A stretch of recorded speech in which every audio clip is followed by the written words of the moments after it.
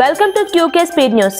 శేర్లింగంపల్లి నియోజకవర్గ అభివృద్ధిపై బీఆర్ఎస్ నేత రవి యాదవ్ తీవ్ర విమర్శలు చేశారు. గత టీఆర్ఎస్ ప్రభుత్వం హయాంలో డ్రైనేజీలు, రోడ్ల నిర్మాణాలకు కోట్ల రూపాయలు మంజూరు చేసినట్లు తెలిపారు.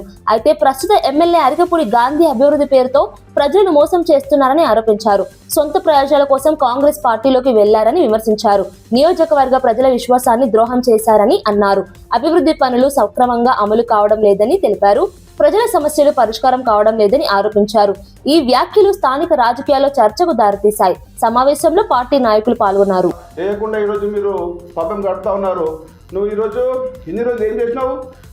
నీకు ఒక ఎమ్మెల్యేగా ఉండి నిన్న చెప్తా ఉన్నావు కదా, మళ్ళీ ఇన్ని రోజులు 3 సంవత్సరాల సార్ నువ్వు పార్టీ మారి ఈరోజు ఏం చేసావు అని చెప్పేసి కూడా మా శేర్లింగంపల్లి ప్రజానికం అందరూ ఈరోజు దళిత యువతి సుప్రియపై నమోదైన కేసుపై మాజీ మంత్రి పేర్ని నాని తీవ్రంగా స్పందించారు. సబ్ జైల్లో రిమాండ్లో ఉన్న సుప్రియను పరామర్శించి ఆమెకు మద్దతు తెలిపారు. తన కుటుంబంపై అక్రమ కేసును ప్రశ్నించినందుకే ఈ కేసు పెట్టారని ఆరోపించారు. బీఎస్సీ నర్సింగ్ చదువుతున్న యువతి హత్యాయత్నం చేసిందనడం హాస్యాస్పదమన్నారు. పోలీసుల వ్యవహారం అమానుషంగా ఉందని విమర్శించారు. బాధితురాలు ఫిర్యాదు చేయడానికి వెళ్లినా ఆమెపైన కేసు పెట్టి జైలుకు పంపారని తెలిపారు. ఇది కక్ష సాధింపు చర్యలేనన్నారు. బాధిత కుటుంబానికి పార్టీ అండగా ఉంటుందని హామీ ఇచ్చారు. ఈ ఘటన రాజకీయంగా తీవ్ర చర్చకు దారితీసింది. ఏంటంటే ఆ అమ్మాయి పామరు పోలీస్ స్టేషన్ లో హోంగార్డు కోటేశ్వరమ్మ హత్యాయత్నం చేసిందంట, చంపైపోయినట్టుగా కేసు పెట్టారు. పాపం కాదా ఇది? ఎస్పీ గారు సార్ చూడండి, మీరు నవయువకులు మీ నాయకత్వంలో పామర్లో సుభాకర్ అనే సిఐ,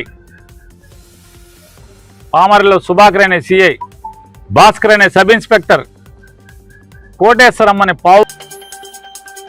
తాడేపల్లిగూడెంలో మాజీ మంత్రి అంబటి రాంబాబు ఘాటు వ్యాఖ్యలు చేశారు. కేంద్ర మంత్రి పెమ్మసాని చంద్రశేఖర్ వ్యాఖ్యలను తీవ్రంగా ఖండించారు. జగన్ పై మాట్లాడే ముందు చంద్రబాబు నైజం తెలుసుకోవాలని హితవు పలికారు. పదవి కోసం కుటుంబ సభ్యులను కూడా వదిలిన చరిత్ర చంద్రబాబుదేదని విమర్శించారు.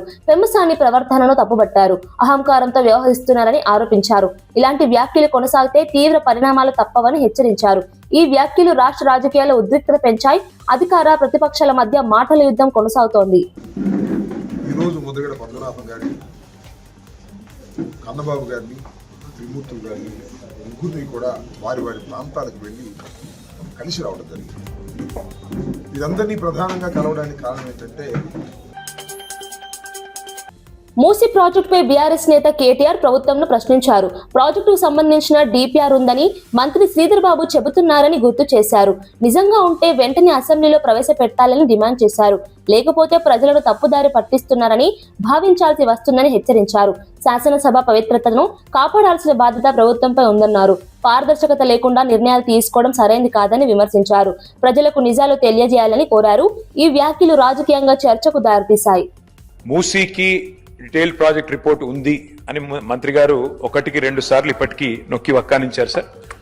శాసనసభ కంటే మరి పవిత్రమైనది, శాసనసభ కంటే పెద్దది ప్రజాస్వామ్యంలో ఏది కూడా లేదు సార్.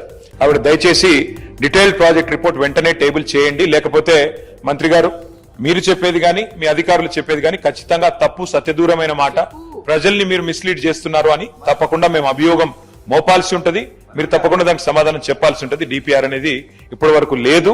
ఆవిడ దయచేసి డీటెయిల్ ప్రాజెక్ట్ రిపోర్ట్ వెంటనే టేబుల్ చేయండి. లేకపోతే మంత్రి గారు మీరు చెప్పేది కానీ మీ అధికారులు చెప్పేది కానీ ఖచ్చితంగా తప్పు, సత్యదూరమైన మాట, ప్రజల్ని మీరు మిస్లీడ్ చేస్తున్నారు అని తప్పకుండా మేము అభియోగం మోపాల్సి ఉంటది. మీరు తప్పకుండా దానికి సమాధానం చెప్పాల్సి ఉంటుంది. డిపిఆర్ అనేది ఇప్పటి వరకు లేదు. రాజన్న సిరిసిల్ల జిల్లాలో బీఆర్ఎస్ వర్కింగ్ ప్రెసిడెంట్ కేటీఆర్ పర్యటించారు. ఎల్లారెడ్డిపేట మండలం రాచర్ల గొల్లపల్లి హనుమాన్ ఆలయంలో జరిగిన సీతారాముల కళ్యాణ వేడుకల్లో పాల్గొన్నారు. ప్రత్యేక పూజలు నిర్వహించి భక్తులతో కలిసి కార్యక్రమంలో పాల్గొన్నారు. ఈ సందర్భంగా భక్తులకు శుభాకాంక్షలు తెలిపారు. ఆలయ కార్యక్రమాలు భక్తి వాతావరణంలో జరిగాయని పేర్కొన్నారు. ప్రాంతీయ ప్రజలు పెద్ద సంఖ్యలో పాల్గొన్నారు. ఈ కార్యక్రమం స్థానికంగా విశేషంగా ఆకర్షించింది. కేటీఆర్ పర్యటనకు ప్రజల నుంచి మంచి స్పందన లభించింది. ఓం కేశవాయ నమః, ఓం విష్ణాయ నమః, ఓం విష్ణవే నమః, ఓం మధుసూదనాయ నమః, ఓం త్రివిక్రమాయ నమః, ఓం వామనాయ నమః, ఓం శ్రీధరాయ నమః, ఓం శ్రీకేశాయ నమః, ఓం పద్మనాభాయ నమః, ఓం దామోదరాయ నమః, ఓం శంకర. హైదరాబాద్ లో బీజేపీ తెలంగాణ అధ్యక్షుడు రామచంద్రరావు కీలక వ్యాఖ్యలు చేశారు. పెట్రోల్ పై ఎక్సైజ్ డ్యూటీని 13 రూపాయల నుంచి 3 రూపాయలకి తగ్గించినట్లు తెలిపారు. డీజిల్ పై 10 రూపాయల నుంచి జీరోకి తీసుకువచ్చినట్లు పేర్కొన్నారు. కేంద్ర ప్రభుత్వం తీసుకునే ఈ నిర్ణయాలతో ప్రజలకు ఉపశమనం లభించిందన్నారు. ఇదే సమయంలో ప్రధాని నరేంద్ర మోదీ ఆర్థిక సలహా మండలి సభ్యురాలు షామికా రవి దేశంలో ఇంధన సరఫరా పూర్తిగా సురక్షితంగా ఉందని స్పష్టం చేసినట్లు చెప్పారు. ఇంధన కొరతపై వస్తున్న వదంతులను నమ్మవద్దని సూచించారు. సరఫరా వ్యవస్థ పూర్తిగా నియంత్రణలో ఉందని తెలిపారు. ఈ ప్రకటనతో ప్రజల్లో కొంత ఊరట కలిగింది. 20 నుంచి 50% పెంపు ఉన్నాయి క్రూడ్ ప్రైసెస్ మీద కానీ ఆయిల్ అదేవిధంగా డీజిల్. అమెరికా అధ్యక్షుడు డొనాల్డ్ ట్రంప్ ఇరాన్ పై మరోసారి సంచలన వ్యాఖ్యలు చేశారు. ఇరాన్ ఆయిల్ పై నియంత్రణ సాధించడం కూడా ఒక ఆప్షన్ అని పేర్కొన్నారు. ఇరాన్ తో కొనసాగుతున్న ఉద్రిక్తతల నేపథ్యంలో ఈ వ్యాఖ్యలు ప్రాధాన్యం సంతరించుకున్నాయి. మధ్యప్రాచ్యంలో అమెరికా వ్యూహాలపై చర్చలు మళ్లీ వేడెక్కాయి. గ్లోబల్ ఆయిల్ మార్కెట్లపై ఈ వ్యాఖ్యలే ప్రభావం పడే అవకాశం ఉందని నిపుణులు భావిస్తున్నారు. అంతర్జాతీయ రాజకీయాల్లో ఉద్రిక్తతలు పెరిగే సూచనలు కనిపిస్తున్నాయి. పలు దేశాలు ఈ వ్యాఖ్యలను గమనిస్తున్నాయి.